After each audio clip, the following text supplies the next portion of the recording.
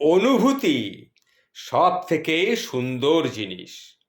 অনুভব যা স্পর্শ করা যায় না। ভালোবাসা মুখে বললে কিন্তু বোঝানো সম্ভব নয়। আর সম্মান মানুষের ব্যবহারের উপরে নির্ভর করে।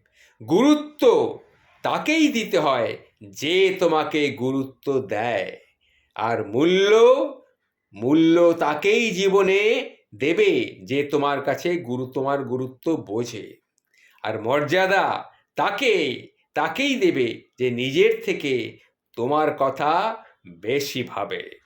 এই কথাগুলি কিন্তু মনে রেখো, খুব মূল্যবান কথা। এই কথাগুলি খুব মূল্যবান কথা। নিজের পায়ে কুড়ুল মারার মতন কোনো কাজ কিন্তু কখনো করো না, মনে রেখো কথাটা।